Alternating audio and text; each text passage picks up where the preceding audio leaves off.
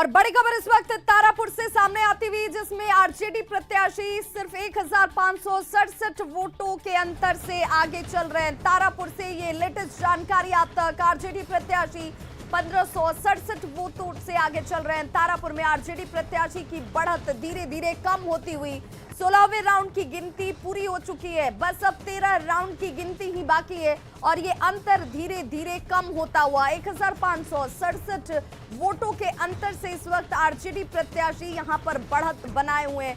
हालांकि ये बढ़त इस वक्त बहुत कम है और एक वोटों का अंतर बेहद कम नजर आता है। 29 राउंड की वोटों की गिनती तारापुर में होनी है, जिसमें 13 राउंड की गिनती अभी शेष बची हुई है, जहां पर गिनती होनी बाकी है। 16 राउंड की गिनती पूरी हो चुकी है और अब ये अंतर जो है वो कम होता हुआ आरजेडी प्रत्याशी 1567 वोटों के अंतर से ही आगे इस वक्त बढ़त बनाए हुए हैं।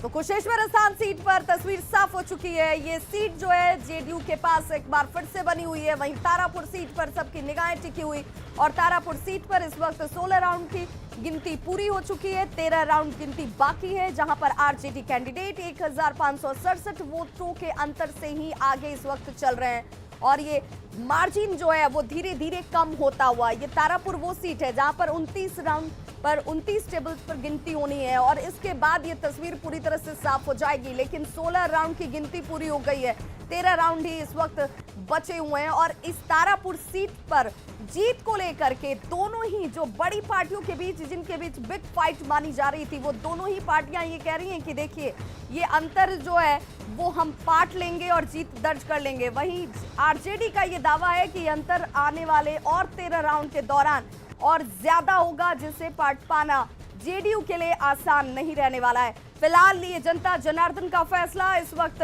1567 वोटों से जो आरजेडी प्रत्याशी हैं उन्होंने बढ़त बनाई हुई है तारापुर सीट से। आरजेडी प्रत्याशी की ये बढ़त इस वक्त मार्जिनल, जो कि बहुत ज्यादा अंतर नहीं माना जा रहा है। 1567 जो पहले ज्यादा अंतर था वो धीरे धीरे अब कम होता हुआ और यहाँ पर ये जरूर परेशानी का सबब आरजेडी प्रत्याशी के लिए होगा कि जो अंतर उन्होंने एक बड़ी शुरुआत के साथ किया था वो अब धीरे धीरे कम होता हुआ दिख रहा है।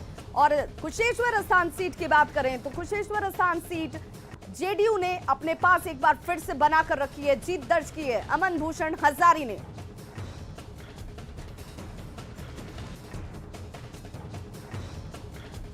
और हमारे साथ कांग्रेस प्रवक्ता ज्योति प्रकाश जी जुड़े हुए हैं। सबसे पहले ज्योति प्रकाश जी, आप तो बड़ा लंबा चौड़ा दावा कर रहे थे कि हम कुशेश्वर स्थान सीट को तो जीत ही लेंगे, तारापुर में भी जीत दर्ज करने वाले हैं। आप तो दूर दूर तक मैदान में कहीं नजर ही नहीं आ रहे। फिर से मैं वही बात कहूंगा, मैं आपके हेडलाइन से शुरू करता हूं बात को। अभी आप जो हेडलाइन में बोल रही थी, आप अभी बोल रही थी कि बाढ़ की वजह से केले का बहुत नुकसान हुआ, करोड़ों का नुकसान हुआ और इस बार केला नहीं मिलेगा।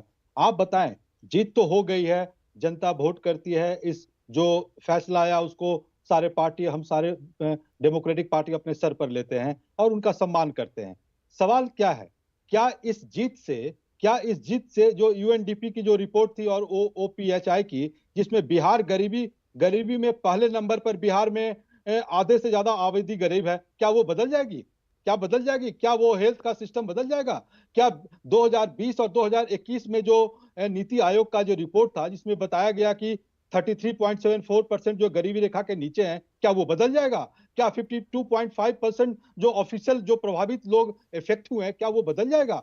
मेरा कहना क्या है? मेरा कहना यह है कि जिस तरह से नीतीश कुमार की सरकार पूरे दावे के साथ कह रही थी, उतना तो इनका कोई प्रचंड उस तरह से कोई जीत हुई नहीं है।